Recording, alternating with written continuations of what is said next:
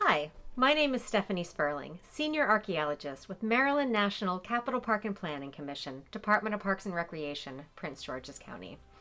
I've been working as an archaeologist in the Chesapeake for more than 20 years, but for every year since 2007, I've spent at least a little bit of time excavating in what we call the Jug Bay Complex. This is an incredible collection of sites in a very small area, some dating back at least 12,000 years. Here's a recent picture of me in my element. Jug Bay is located near the midpoint of the Patuxent River, at the confluence with Western Branch, its largest tributary. Even though it's only about 15 miles from the Washington, D.C. Beltway, Jug Bay feels like you're a world away.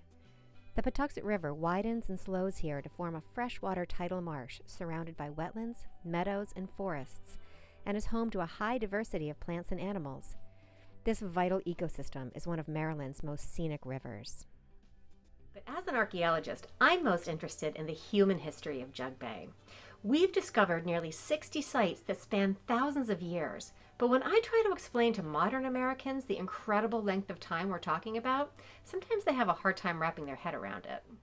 When Western people think of ancient, they might think of a place like Stonehenge, but that's only about 4,500 years old.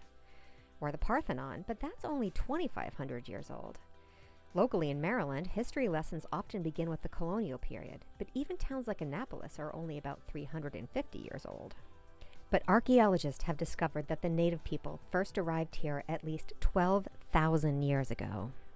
This is an enormous amount of time to think about. 12,000 years ago, North America looked very different. It was the end of the last ice age, and the climate was cold and dry. There's some debate as to exactly how people migrated here, but they likely followed big game through the ice-free corridors and the glaciers. As the climate warmed over thousands of years, the native people hunted using spear-throwing atlatls and gathered wild plants, and archaeologists have found countless stone tools from this time period. Around 3,000 years ago, we see pottery appearing in the archaeological record, signaling that towns were forming and the population was growing. These Algonquin-speaking tribes settled in biodiverse areas like Jug Bay and developed complex social and religious systems and vast trade networks. This long, rich, and complex history came to a terrible halt in the early 17th century with the arrival of English colonists, and life would never be the same for the native people. Now, as an archaeologist, I have the opportunity to peel back the pages of history and get a glimpse of what life might have been like for native people in the centuries before colonization. We carefully excavate the soil layer by layer, push all the soil through a screen to collect artifacts, and then clean everything we find with water and a toothbrush so it can be properly analyzed. We've discovered that native people occupied and utilized nearly every spot in the Chesapeake region, but Jug Bay was a place of intense settlement for millennia. And that's because of its incredible biodiversity. Think about places like this as supermarkets of the pre-contact world, where resources were abundant all year long. Food could be found on land in the form of deer, turkey, and nuts like acorns. In the sky, when the birds migrated, and in the water in the form of finfish, shellfish, and plants like wild rice and tuckahoe. Archaeologists discovered food remains like these at the Pig Point site located on the eastern Anne Arundel County side of Jug Bay. They also found evidence that countless buildings like these were constructed there for thousands of years. Structures like this were framed using saplings driven into the ground, and this dark stain or feature shows how the saplings were tapered at the base. Beautifully decorated sherds of pottery were found near the structures, and some dated back more than 2,000 years. Nearby, archaeologists discovered where large fires were burned during feasting celebrations. You can see the dark stained soil in this picture, along with evidence of a 700-year-old clam bake. The preservation in this dark soil was outstanding, and we found dozens of tools crafted from animal bones, and even fingerprints left on clay during pottery manufacture. Underneath the feasting area, we found the remains of 2 hearths side by side that contained perch scales and bones, along with stone tools that were almost 8,000 years old. And nearby, we found a very small hearth that produced one of the oldest radiocarbon dates in the state of Maryland at nearly 9,000 years old. So all of this tells us that the native people occupied the Pig Point Bluff almost continuously for 10,000 years. This is almost never seen in the archaeological record, making this one of the most important sites in the Chesapeake. Just down the river, we found a village site in the Jug Bay floodplain and called it River Farm.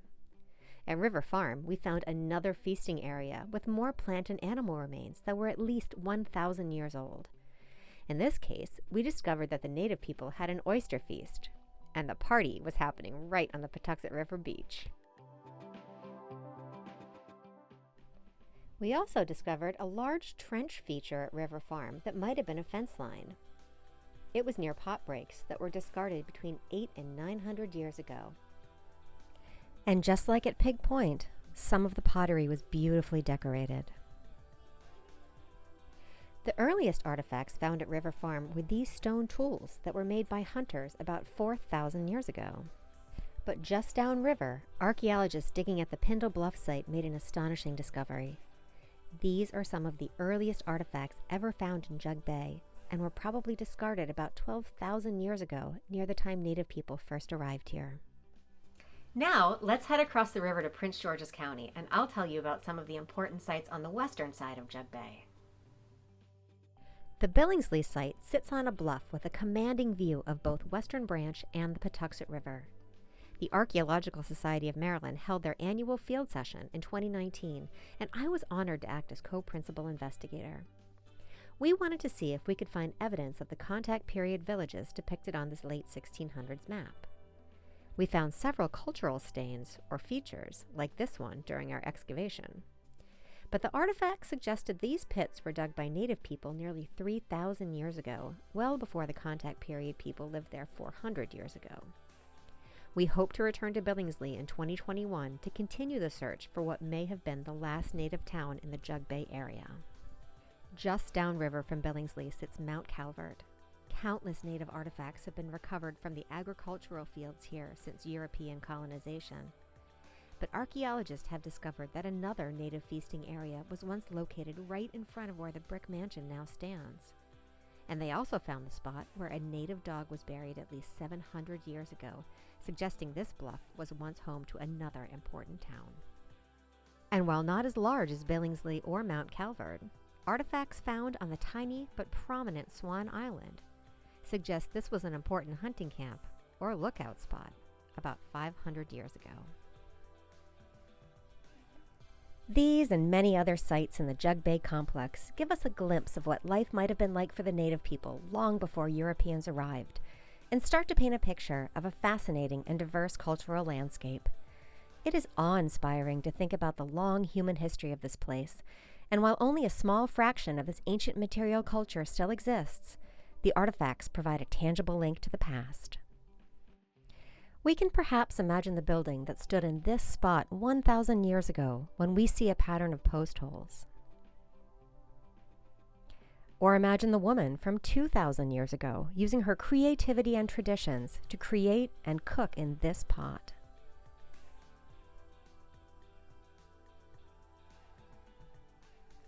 Or maybe we can think about the man who lived here 3,000 years ago, using the knowledge passed down to him to craft this lovely tool out of stone.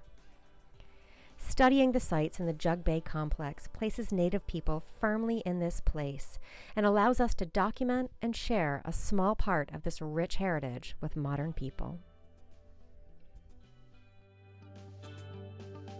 I hope you've enjoyed learning a little something about the sites around Jug Bay. It is a place of incredible natural beauty, and it's not hard to see why the native people settled here for so long. These sites help to tell a fundamental part of the history of our country, and this ancient past has been glossed over for entirely too long. It has been my honor to excavate, interpret, and share the stories of these important historic resources.